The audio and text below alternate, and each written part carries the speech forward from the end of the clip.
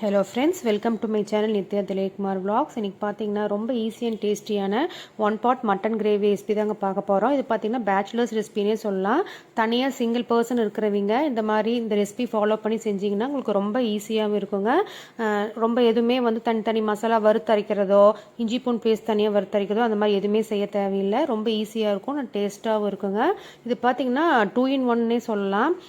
இப்போ வீட்டில் யாராவது நான்வெஜ் சாப்பிடல அப்படிங்கிறவங்க இருந்தாங்கன்னா நம்ம இந்த கிரேவி செஞ்சுட்டு இந்த கிரேவிலேயே கொஞ்சம் தக்காளி குருமாவும் செஞ்சிடலாங்க.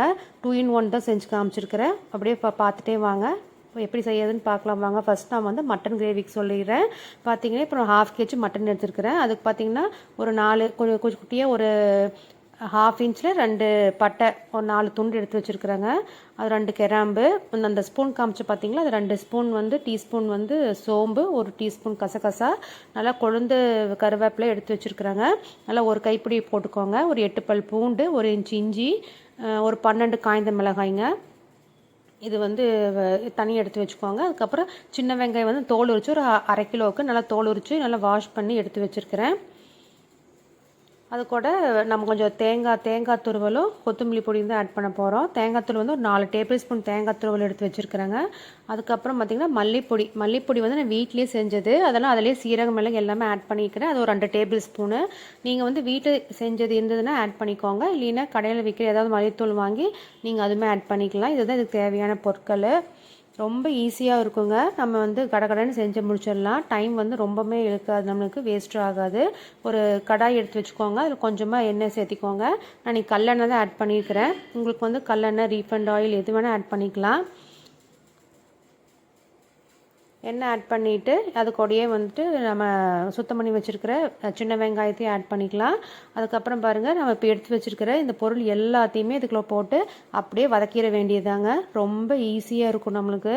இப்போ ஜென்ஸ் எல்லாம் சிங்கிளாக இருக்கிறவங்க இந்த மாதிரி கிரேவி ட்ரை பண்ணி பாருங்கள். உங்களுக்கு ரொம்ப ஈஸியாக இருக்கும், டைமும் சேவ் ஆகும். டக்குன்னு காலையில் ஆஃபீஸ் போகிறவங்களா இருக்கட்டும், இல்லை ஒரு ஸ்கூலுக்கே போகிறாங்க, அது மாதிரி ஏதாவது திடீர்னு நம்ம யாரும் கெஸ்ட்டு வந்துட்டாங்க, அப்போ ஏதாவது இது மாதிரி கிரேவி செய்யணும் அப்படிங்கிறவங்களுக்கு இந்த மாதிரி செஞ்சு பாருங்கள். ரொம்ப ஈஸியாக இருக்கும் நம்மளுக்கு. பாருங்கள்லாம் போட்டு வதக்கிட்டு இந்த அளவுக்கு லைட்டாக கண்ணாடி பதம் மாதிரி இருக்கிற மாதிரி நல்லா வதக்கிட்டால் போதுங்க. ரொம்ப வதக்கணும்னு தேவையில்லை. இந்த அளவுக்கு நீங்கள் வதக்குனீங்கன்னா போதும், அவ்வளோதாங்க. இது வதக்கி எடுத்து வச்சுக்கோங்க. இது வதக்கினதுக்கப்புறமா நீங்கள் அடுப்பு ஆஃப் பண்ணிடணும்.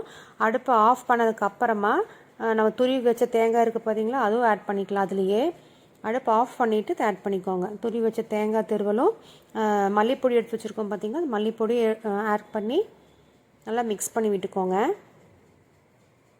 அந்த சூட்லேயே நல்லா மிக்ஸ் பண்ணி கொடுத்துட்டிங்கன்னா அது நல்லா மிக்ஸ் ஆகிரும். நல்லா கொஞ்சம் ஃப்ளேவர்ஃபுல்லாக இருக்கும். அவ்வளோதாங்க, நம்மளுக்கு மட்டன் கிரேவிக்கு குருமா ரெடி ஆயிடுச்சு. குருமா மீன்ஸ் நம்ம அந்த பேஸ் கிரேவி ரெடி ஆயிடுச்சு. இது நல்லா ஆறுனதுக்கப்புறமா நம்ம ஒரு பேஸ்ட்டாக எடுத்து வச்சுக்கலாம்.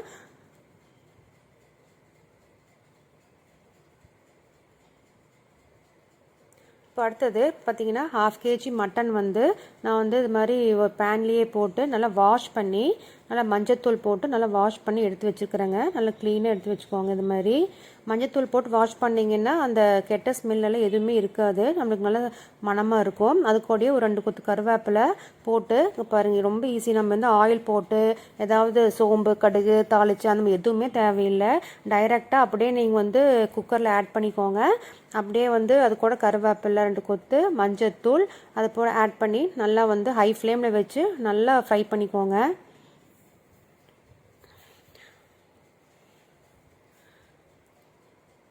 அதில் கொஞ்சம் தண்ணி இருக்குங்க. அது கொஞ்சம் நல்லா ட்ரை ஆனதுக்கப்புறமா தான் நம்ம அரைச்சி வச்ச மசாலா பேஸ்ட் ஆட் பண்ணணும். எடுத்தோன்னே ஆட் பண்ணக்கூடாது, டேஸ்ட் நல்லா இருக்காது. இங்கே பாருங்கள், தண்ணி இருக்குது பார்த்தீங்களா, அதிலே தண்ணி விடும் நம்மளுக்கு மட்டனில். அந்த தண்ணி நல்லா ட்ரை ஆனதுக்கப்புறமா நம்ம அரைச்சி வச்ச மசாலா பேஸ்ட் நம்ம அப்படியே ஆட் பண்ணிக்கலாம். பார்த்திங்கன்னா இப்போ நல்லா ட்ரை ஆயிடுச்சு. இப்போ நாம் அரைச்சி வச்ச மசாலா பேஸ்ட் ஆட் பண்ணிக்கலாங்க.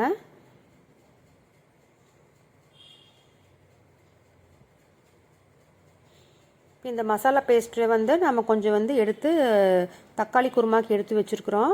நான் காமிக்கிறேன் நெக்ஸ்ட். இதில் அப்படியே கண்டினியூ பார்த்துட்டு வாங்க. கொஞ்சம் எங்களுக்கு எவ்வளோ வேணுமோ குவான்டிட்டி வந்து யார் நான்வெஜ் சாப்பிடாதீங்களோ அந்த அளவுக்கு நீங்கள் தக்காளி குருமாவுக்கு எவ்வளோ வேணுமோ அது கொஞ்சம் எடுத்து வச்சுட்டு மீதி வந்து நீங்கள் வந்து இதுக்கு மட்டன் கிரேவிக்கு ஆட் பண்ணிக்கலாம். தண்ணி கன்சிஸ்டன்சி பார்த்து ஆட் பண்ணிக்கோங்க. எந்த அளவுக்கு உங்களுக்கு வந்து நல்லா திக் கிரேவியே வேணும்னா திக்காக ஆட் பண்ணிக்கோங்க. தண்ணி கொஞ்சம் கம்மியாக ஆட் பண்ணிங்கன்னா திக்காக இருக்கும். கொஞ்சம் தண்ணி குழம்பு மாதிரி வேணும் அப்படின்னா பாருங்கள் இந்தளவுக்கு நான் ஆட் பண்ணியிருக்கிறேன். ஏன்னா கொஞ்சம் இட்லிக்கு தான் எனக்கு செய்ய போகிறேன் காலையில் டிஃபனுக்கு. அதனால் இந்த மாதிரி தண்ணியை கொஞ்சம் ஆட் வச்சுருக்குறேங்க. நம்ம இப்போ கிரேவிக்கு தகுந்த மாதிரி உப்பு ஆட் பண்ணிக்கோங்க. ஃபஸ்ட்டு தான் நம்ம எதுவுமே உப்பு ஆட் பண்ணலை, அதனால் கிரேவிக்கு தகுந்த மாதிரி உப்பும் ஆட் பண்ணிக்கலாம். நல்லா கலந்து விட்டு பாட்டுக்கோங்க. உங்களுக்கு திக்னஸ் வந்து எந்த அளவுக்கு வேணுமோ அந்தளவுக்கு அட்ஜஸ்ட் பண்ணிக்கோங்க. இப்போ வந்து நல்லா ஹை ஃப்ளேமில் வச்சுக்கோங்க. ஹை ஃப்ளேமில் வச்சுட்டு நல்லா ஒரு இது மாதிரி கொதி வந்ததுக்கப்புறமா நல்லா தளத்தளன்னு கொதிக்குது பார்த்தீங்களா? இந்த ஸ்டேஜில் நீங்கள் டேஸ்ட் பண்ணி பார்த்துக்கோங்க. உங்களுக்கு உப்பு காரம் எல்லாம் கரெக்டாக இருக்கான்னு பார்த்துக்கோங்க. நான் வந்து நல்லா காரமான மிளகா எடுத்துருக்கேங்க. 12 மிளகா போட்டேன். நல்லா காரமாக இருந்தது. உங்களுக்கு வந்து காரம் கம்மியாக இருந்தாலும் நீங்கள் வந்து கம்மி பண்ணிக்கோங்க. இல்லை இன்னும் காரமாக வேணும் அப்படின்னாலும் நீங்கள் வந்து எக்ஸ்ட்ரா ஆட் பண்ணிக்கலாம். இந்த ஸ்டேஜில் வந்து உங்களுக்கு காரம் பத்தலினா உங்களுக்கு வந்து தனியாக வரமிளகாத்தூள் இருக்கும் பார்த்தீங்களா, அதை கூட ஆட் பண்ணிக்கோங்க. கரெக்டாக அட்ஜஸ்ட் பண்ணிவிட்டு நம்ம லிட் போட்டு க்ளோஸ் பண்ணி வச்சிடலாங்க. லிட் போட்டு க்ளோஸ் பண்ணி விசில் போட்டுட்டு நீங்கள் எவ்வளோ சவுண்டு உங்கள் வீட்டில் நீங்கள் வந்து உங்கள் மட்டனுக்கு எவ்வளோ சவுண்ட் வைக்கிறீங்களோ அந்த சவுண்ட் வச்சு ஆஃப் பண்ணிக்கோங்க. அது கேஸ் வந்து நம்மளுக்கு வந்து ரிலீஸ் ஆகிறதுக்குள்ளே நம்ம வந்து சைட் பையாக இந்த தக்காளி குருமா வந்து எப்படி செய்கிறது அப்படின்னு பார்க்கலாம் வாங்க. இங்கே பாருங்கள், கொஞ்சமாக நான் வந்து அதுலேருந்து கிரேவிலேருந்து அரைச்ச கிரேவிலேருந்து கொஞ்சமாக எடுத்து வச்சுருக்கிறேன்.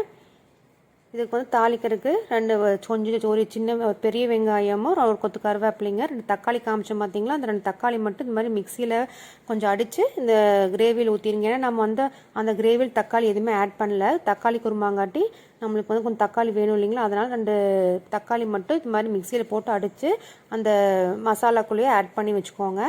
அவ்வளவுதாங்க, ரொம்ப ஈஸி. பாருங்கள், ஒரு பாத்திரம் வச்சுக்கோங்க. அதில் கொஞ்சமாக எண்ணெய் ஊற்றி எண்ணெய் காஞ்சதுக்கப்புறமா கடுகு ஆட் பண்ணிக்கோங்க. கடுகு ஆட் பண்ணிவிட்டு நல்லா பொரிஞ்சதுக்கப்புறமா கட் பண்ணி வச்ச வெங்காயம் ஒன்று. நீங்கள் இதுக்கு வந்து தாளிக்கிறதுக்கு சின்ன வெங்காயம் போடலாம், பெரிய வெங்காயம் போடலாம். நான் இன்றைக்கி பெரிய வெங்காயம் தான் எடுத்துருக்குறேங்க. ஒரு சின்ன பெரிய வெங்காயம் ஒரு கொத்து கருவேப்பிலை போட்டு கொஞ்சம் நல்லா வதக்கிட்டு அதுக்கப்புறமா நம்ம எடுத்து வச்ச அந்த மசாலா இருக்கு இல்லைங்களா, அதை வந்து நீங்கள் அப்படியே ஆட் பண்ணிக்கலாம். அவ்வளோதாங்க, ரொம்ப ஈஸி. பார்த்தீங்களா, ஒரே கிரேவியில் 2 in 1 மாதிரி, ஒரே கலர் 2 மாங்காங்கிற மாதிரி நம்மளுக்கு வந்துட்டு மட்டன் கிரேவி ரெடி ஆயிருச்சு. நம்மளுக்கு வந்து நான்வெஜ் கிரேவி ரெடி ஆயிருச்சு. நம்மளுக்கு வந்து இப்போ வெஜ் குருமாவும் ரெடி ஆயிருச்சு.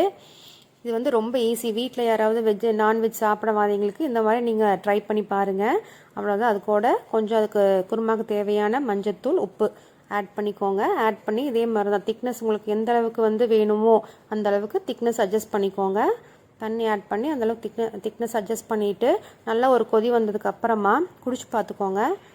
டேஸ்ட் பண்ணி பார்த்துட்டு அந்த உங்களுக்கு காரம் உப்பு எல்லாம் எப்படி இருக்குன்னு பார்த்துட்டு உங்களுக்கு காரம் பத்தலைன்னா நீங்கள் தனி வர மிளகாத்தூள் இருக்கும் பார்த்தீங்களா, அந்த மிளகாத்தூள் போட்டு அட்ஜஸ்ட் பண்ணிக்கோங்க.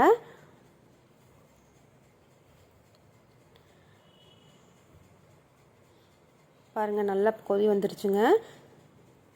இப்போ வந்து நல்லா கொதி வந்ததுக்கப்புறமா நம்ம வந்து இப்போ அடுப்பு சிம் பண்ணிக்கலாம். சிம் பண்ணி ஒரு 5 to 10 minutes இருந்ததுனா தான் உங்களுக்கு அந்த பச்சை ஸ்மெல் போகும். போனதுக்கப்புறமா நம்மளுக்கு குருமா ரெடி ஆயிருங்க. இப்போ பாருங்கள், நம்ம அதை ரெடி பண்ணுறக்குள்ளேயே நம்மளுக்கு இங்கே வந்து மட்டன் கிரேவி ரெடி ஆயிடுச்சு. நம்மளுக்கு கேஸ் ரிலீஸ் ஆயிடுச்சு.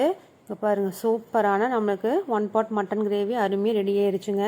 நல்லா எண்ணெயெல்லாம் நல்லா பிரிஞ்சு வந்து இப்போ பாருங்கள் எவ்வளோ சூப்பராக ரெடியாக இருக்குன்னு பாருங்கள். நம்ம இந்த மாதிரி குக்கரில் வைக்கிறப்ப ரொம்ப டேஸ்ட்டாகவும் நல்லா ஈஸியாகவும் இருக்குங்க நம்மளுக்கு செய்யறதுக்கு. ஆனால் என்னென்னா இப்போ இறக்கி வச்சதுக்கப்புறம் நீங்கள் அப்படியே சர்வ் பண்ணலாம். இல்லை வந்து கொஞ்சம் அடிஷ்னல் இன்னும் கொஞ்சம் நல்லா டேஸ்ட்டாக இருக்கணும் அப்படிங்கிற பட்சத்தில் வந்து இன்னும் அடுப்பில் வச்சு சும்மா ஒரு 2 கொதி வந்ததுக்கப்புறம் ஆஃப் பண்ணிட்டு கூட நீங்கள் சர்வ் பண்ணலாம். இல்லை இப்படியே கூட சர்வ் பண்ணலாம்.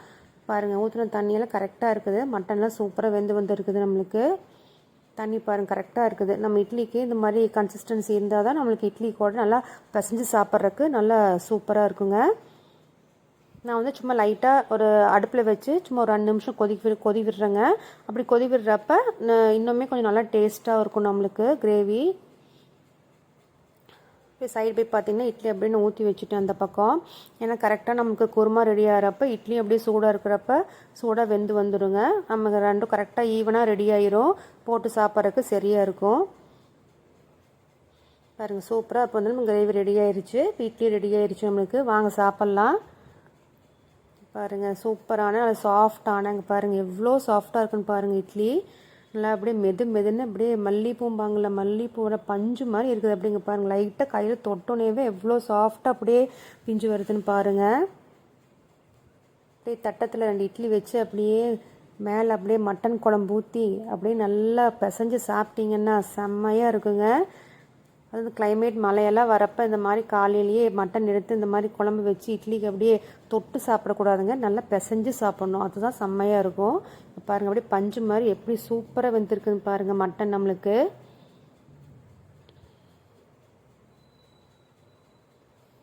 நீங்களும் இந்த மாதிரி வீட்டில் செஞ்சு பார்த்துட்டு எப்படி இருக்குதுன்னு மறக்காமல் கமெண்ட் பண்ணுங்கள். நம்ம சேனல் பிடிச்சிருந்தா மறக்காமல் சப்ஸ்கிரைப் பண்ணி வச்சுக்கோங்க. இந்த மாதிரி இன்ட்ரெஸ்டிங்கான ரொம்ப ஈஸியான ரெசிபீஸ் வந்து உங்களுக்கு வந்து நான் போஸ்ட் பண்ணுறேன்.